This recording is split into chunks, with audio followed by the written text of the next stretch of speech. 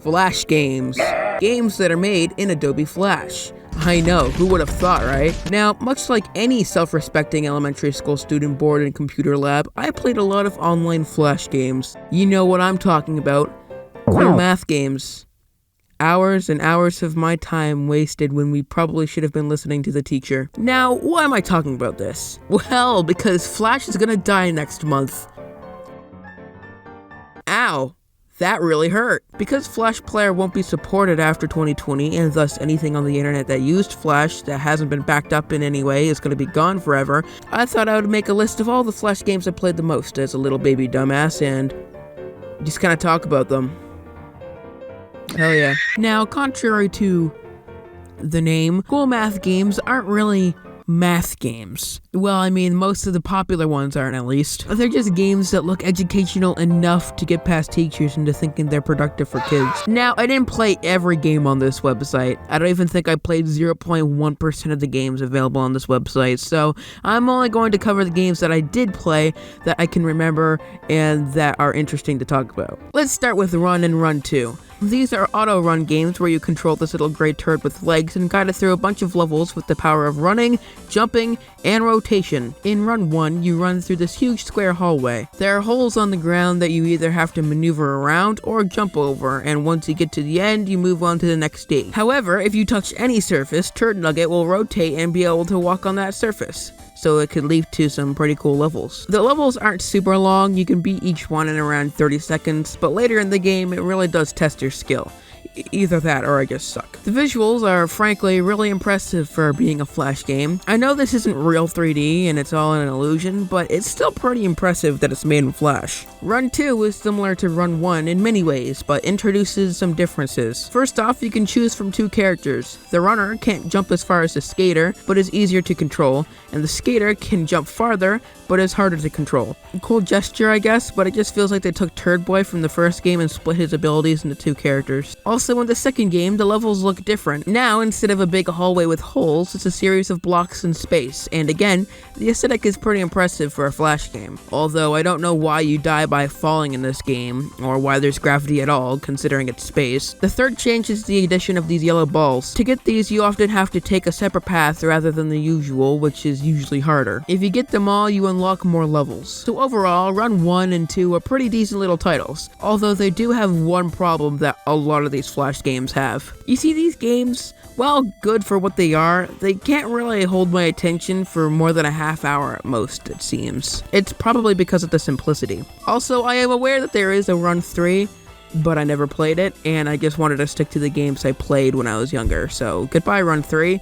You will never be reviewed by me. Alright, so let's take a little break from cool math games and talk about some other Flash games I played on other sites. First, let's talk about the Mario Flash games. These were really popular in school, although I never really saw many people get past, like, level 2. These games attempt to imitate the older Mario games and feature original levels, only made in Flash. This game uses the aesthetics of Super Mario All-Stars, but features level designs on par with the first Mario Bros. On the NES. First though, let's check out something cool that this game offers. A level editor. Yeah, this is way before Mario Maker. It's not as robust, and given the controls of this game, I wouldn't even want to really play the levels I make on this thing. But there are a lot of choices of objects, and you can make some pretty cool stuff. It's not as easy or simple as Mario Maker, so I really didn't spend too much time on it, but still, cool gesture. Anyway, let's move on to the actual game. So obviously, we have to go save Princess Peach, or Toadstool, by completing a series of levels, which certainly are Toadstool. Yeah, I'm not gonna beat around the bush. This game is fucking horrible. Okay, that's maybe a little harsh. This game is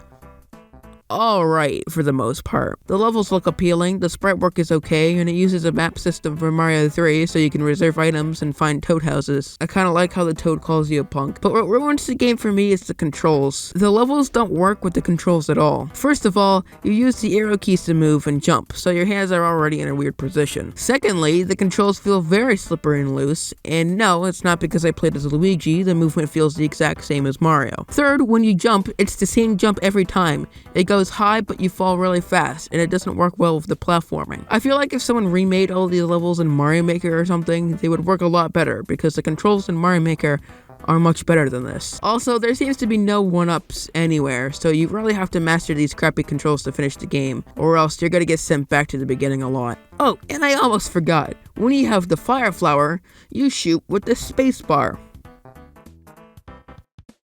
Dog shit. Alright, on that note, let's see if the sequel's any better. Once again, it features a level editor, and it's kind of the same thing, only with different assets and a different layout. So, let's focus on the main campaign, which is inspired by Mario World this time. And yet again, it does a pretty good job imitating the style. I could see some of these levels working in the actual Super Mario World. I also like how in the first level, there's a place where you can farm for lives, because yet again, this game is fucking horrible. Or at least the controls still are. Okay, so it's not as frustrating as the first game, but yet again, the levels don't really feel like they were designed around the controls. I mean, there's some improvements and differences from the first game. I think the level design is slightly better. There's now a reserved item instead of item storage on the world map.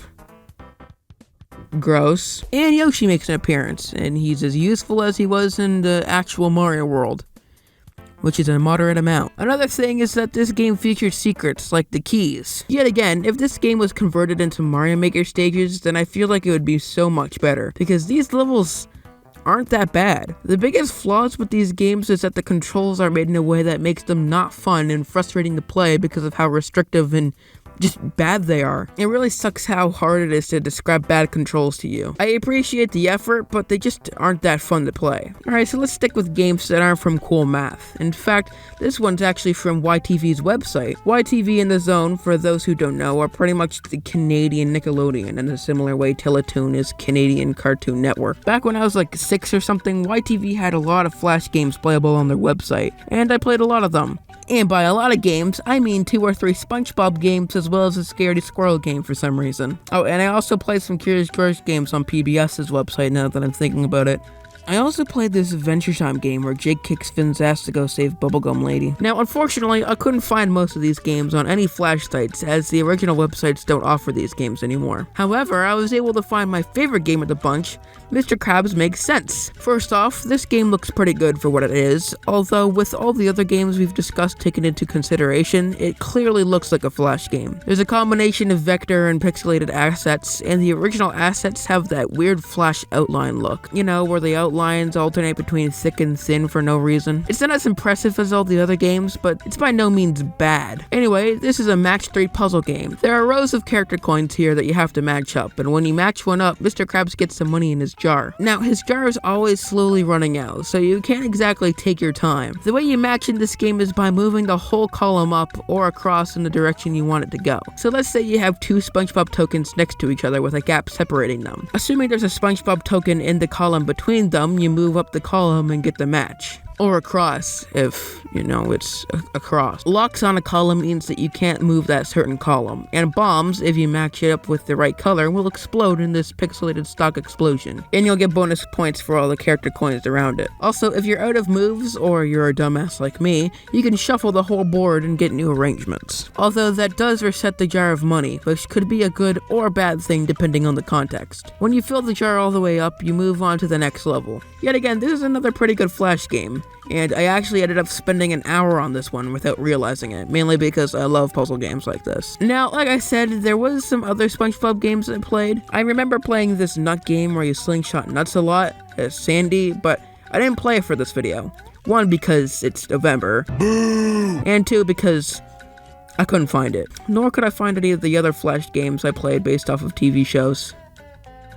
Okay, well that's a lie, I did find one. Alright, let's talk about the Finn ass kick game now. Okay, so basically, you have to go save Princess Bubblegum from Ice Cube. So to do that, Jake the yellow stretchy dog kicks Finn's arse to get him there. Once you're in the air, you can't really do much, aside from moving Jake on the ground to give Finn a bounce, but the movement option is kind of pointless considering Finn is always in the same spot in the air. Once you land on the ground, your top speed, top height, and total distance are converted into stars, which you can spend on upgrades. You can upgrade Jake's kick power, you can add a mid-air kick, and you can add more spring opportunities. You can also add various things in the air to help you go farther, like there's a fan that blows you a bit farther, there's a pink cloud and Marceline who bounces you, there's the birds, you have to mash the mouse button to go higher, there's her, who you ride and go upwards by holding down the mouse button. Then there's the meteor, which makes you go forward in whatever direction you are facing, which means that this can actually end your run. To beat this game, you have to reach bubblegum, which I think you need to make 10,000 meters to get to. After that, you can just go on forever. The only reason I feel this is here though is so you can get the remaining trophies and the upgrades that you can buy with each thing in the store. And that's about it. This game is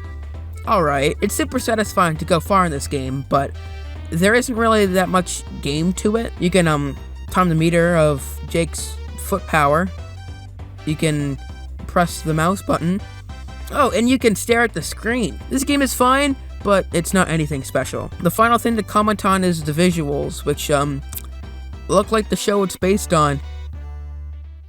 Woo. Okay, so when I was editing this episode, I was actually able to find 2 more games I played when I was younger, so let's just rapid fire these ones quickly. Scaredy, Squirrel, Stash, and Crash. The whole game is about clicking cans and trying not to fall over. It's fine, I guess, but there's not really much to say about it. The graphics look like the show, which means they suck. Curious George, Pogo-a-Gogo. That name is what many would call idiotic. The point of this game is to place boxes on a grid for George to jump on to collect all the items. It's certainly a game by the legal definition. There's barely any animations in this game aside from the tweens of George's pogo stick. It's not fine, but it's not crap. Alright, it's time to head back to Cool Math Games and talk about a few more games on that. Splitter Pals is a game about cutting wood. The point of this game is to get this yellow reference to the brown ball and maybe get 3 optional stars. You do this by cutting various pieces of wood in certain angles. It's pretty cool, actually. I really liked this game when I was younger, and I kind of played it a lot. It was super satisfying to get past the levels,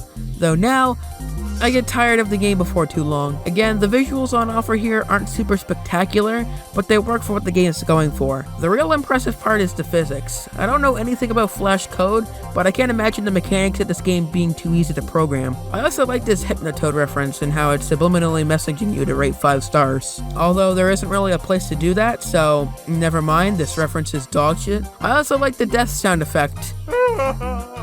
I don't know if it's from anything, but I definitely didn't expect that voice to come out of this egg yolk. Sugar Sugar is a game about getting sugar to a cup with the use of lines. Huge text that says the game's name is in the level, and the comma starts vomiting out sugar. It's your job to draw the lines in the direction of the cup or cups to fill them up and proceed. Sometimes there's different colors the sugar has to turn into, and different gravity that you have to switch to. The visuals, again, are pretty simple. Basic colors and shapes.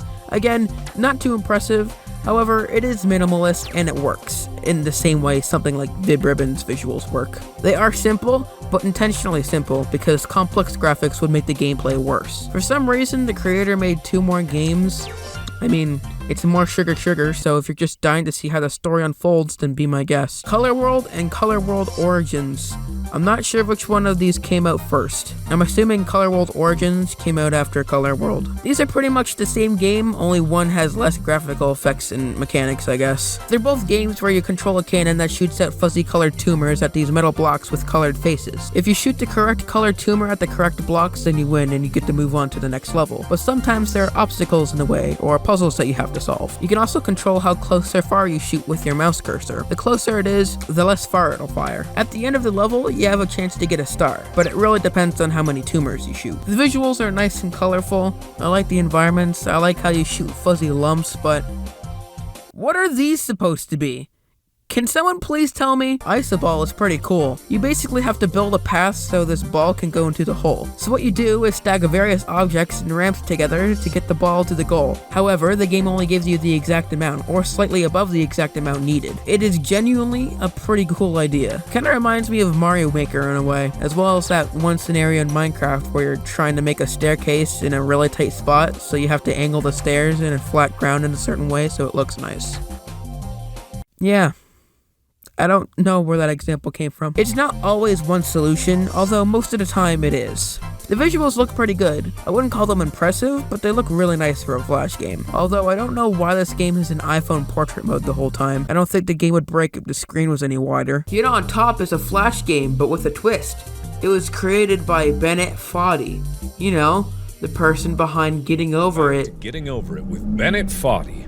I've calmed down. I've relaxed. I will burn my own house down, you piece of shit. It's a 2-player wrestling type game where you have to jump and maneuver your body around to try knocking your opponent's head on the ground without knocking yours. The first one to 11 points wins. You're always attached to each other via your hands, so the controls can feel a little restrictive, but seeing as it's a multiplayer game, I'd be lying if I said it made the game worse. One player controls the left character with WASD, and the other one controls the right character with the arrow keys. It's pretty fun to play with your friends, as the game is pure skill with the controls. I also really like this game's aesthetic. I like the shaky feel to everything, and the echo effect on the characters when they're fighting. However, for some reason, depending on what you play it on, the game can run in slow motion. But again, I don't think it hurts the enjoyability of the game. Skincraft is the only Newgrounds Flash game in this video, and I seriously have no idea if this is even a Flash or a game. I mean, it requires you to enable it, so I guess it is, but how the hell can Flash even do this? Also, it's under the games category of Newgrounds, so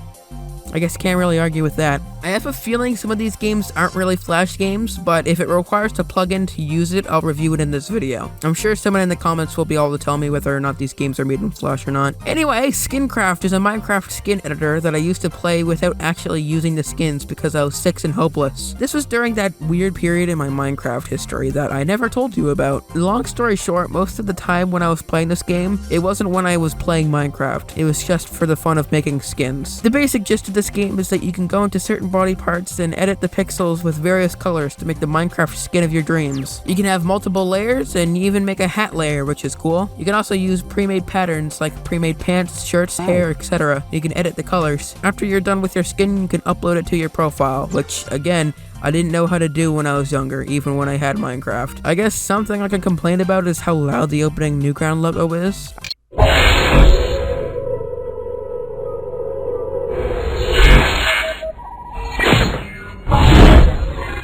I also don't really understand the point of these backdrops. Comment on the visuals? They're pretty impressive. Like, how is this possible? Again, I swear, I don't think this is a Newgrounds Flash game, but it requires Flash to use it, so I don't get it. Alright, now it's time to discuss our final game. I know I didn't discuss the Henry Stickmin games or something else I won't acknowledge for at least 3 more years, but I have different plans for those videos. For now, I'm gonna end things off with a game in the Papa Louie series. Papa's Shakeria. Or, no wait, it's Papa's Freezeria. That's fucking stupid. Papa's Freezeria is about making milkshakes for your customers as a below minimum wage worker, relying mostly on tips you get as your boss sits on his ass and doesn't do shit. Bye, bitch. Wow, it's like a real fast food job. There are a lot of games like this. It's called the Papa Louie series, and it includes such games like Papa's Pizzeria, Papa's Burgeria, Papa's Scooperia, Papa's Donuteria, Papa's Wingeria, Papa's Cupcakeria, Papa's Sushia, Papa's Pastaria, Papa's Taco Mia, Papa's Bakeria, Papa's Doggeria, Papa's Pancakeria, Papa's Cheeseria. I think this qualifies as an overdose. When I was younger, I only really played this one regularly, but from what I can gather, they are all fairly similar. You run a store from opening to close, and customers come in and order their food. You're tasked to then make the food, bake it, or blend it, or whatever the food needs to do that requires time, and then add the finishing touches like frosting or toppings or whatever you put on top of the food. You'd think these games, being on cool math games or whatever, would also include stuff like money management, but no. It's just about stress management. Well, I mean, there's a sort of money element to this game, but it isn't the main focus. Now, like I said, I'll focus on Freezeria for this video's finale. However, despite the fact that all of these games are Flash-based, I think these games will always be around, or at least not gone after 2020. So maybe I'll come back and talk about the rest later on. Or maybe not. After all, I do have a tendency to not go through with a lot of my video ideas. Anyway, like I said, this game is about running a store. A milkshake store. When someone comes in with their order, they tell you what size they want, what ingredients, what sauce, the amount of time it's blended, and what toppings. Multiple people can come into your store in a day, so you have to make sure you're efficient, as you're the only employee here. When you go build your ice cream, it's about the same every time for the most part. First, you pick a cup size and play a little timing-based minigame to pour in the ice cream. If you press the button where the marker is in the middle, you get a little bonus and an improved score at the end. Same goes when you pick the ingredients in the sauce. Then you move on to the blending, which takes the longest. There are different blending options in the game, but most people near the beginning want a standard purple. And regardless of what blend they want, it can be pretty time consuming. There are ways to make the game easier by buying upgrades for your equipment, like the ability to slightly fast forward the blenders or a dispenser that automatically pours the ideal amount instead of you doing it yourself, but those cost money, and we haven't gotten there yet. The third station is the finishing touches, stuff like icing, sprinkles, chocolate sauce, cherries,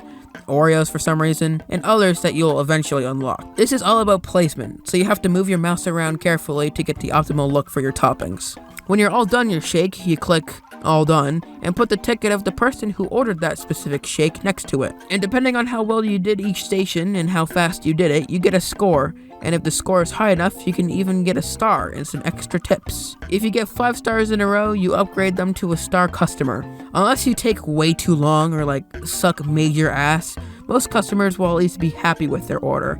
Unless you put like the wrong ticket on the shake. Some customers are pickier, however, like the closers. The closers give stricter ratings, and you can tell who a closer is by their red speech box, although they aren't that much harder to please. There's also the critic, who is even harsher and only comes by once a week. If you manage to please him, you win the Waluigi Award, and people in the restaurant supposedly take notice. When you're making your shakes, you have to at least try a little bit, even with the easier to please customers. You can't just slap together your cup and give it to them, because that can result in lower grades and fewer tips at the end of the day.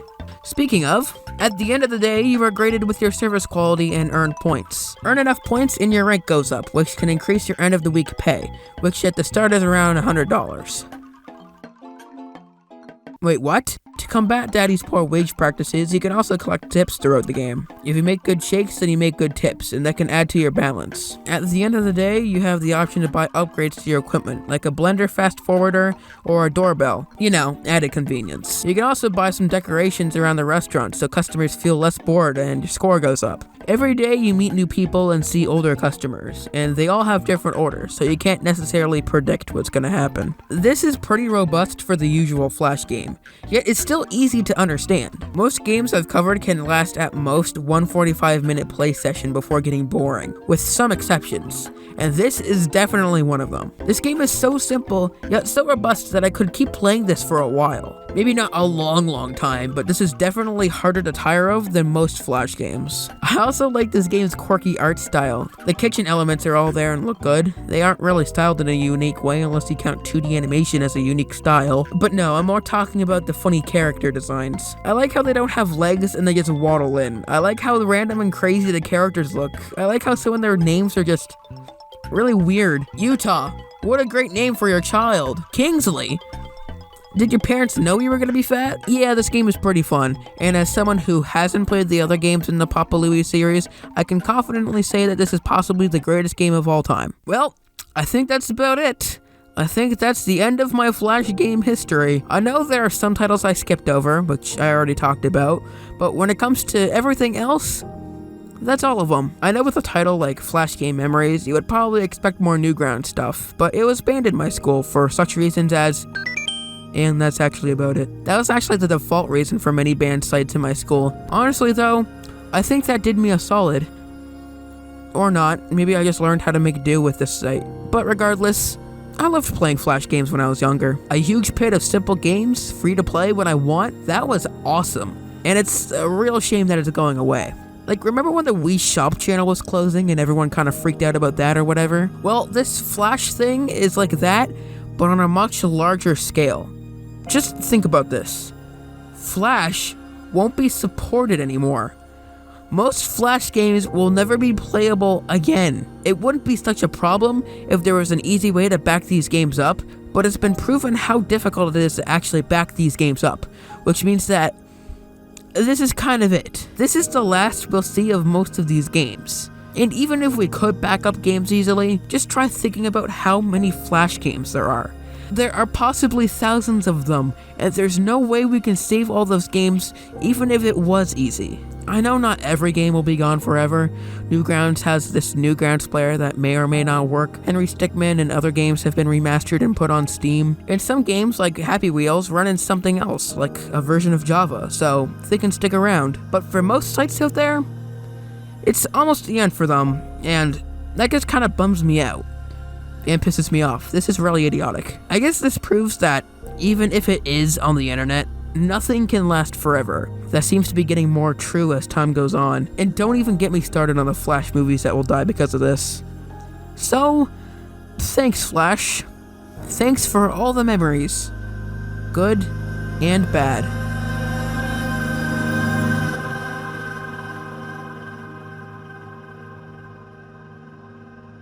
Also, thanks for wasting my time in school, you assholes. Thanks to you, I don't know how to operate Windows XP.